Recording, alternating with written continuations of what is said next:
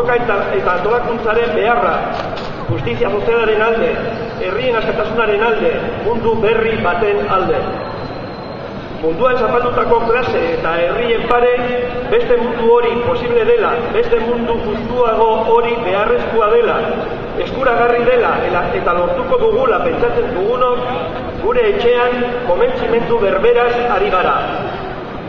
Euskal Herrian, justizia sozialaren alde, aldaketa sozialaren alde garen langile abertzaleok, Euskal Herria dugu munduan zehar gauzatzen den borrokaren eremu.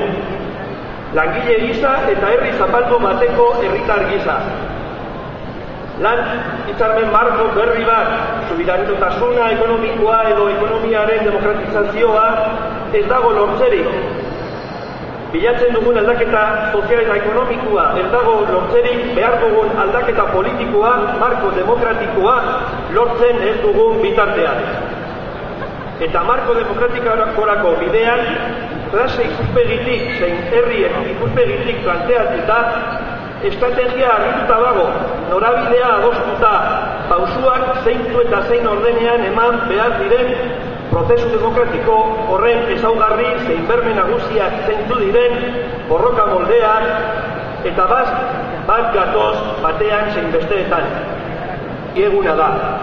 Euskal Herria libre batetik, gaur egun esatutako espetxeetan errefusiatu ala sasitan direnekin batera lortuko dugun Euskal Herria libre batetik.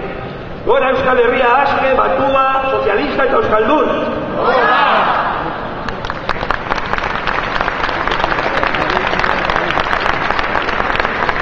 Euskal Langileriak kapitalismoaren eskutik jasaten duen zapalkuntzan gazteok egoera berezia esaten dugu. Ezin da ulertu gazte bat lan prekariorik gabe.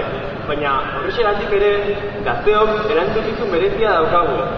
Gu izango baikara Euskal Herria aldaketara eramango duen motore nagusia. Gora Euskal Gazteria! Gora eta borrokat goazen independentzia eta sozialismora. Borrokada bidea!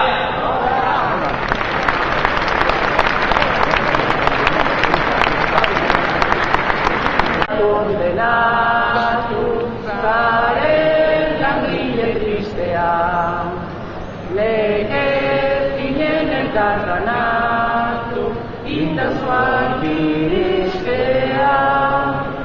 Estatuak ez du hartu, jende esklabuak jaiki, aldaketa datoz mundura norbere herria badaki.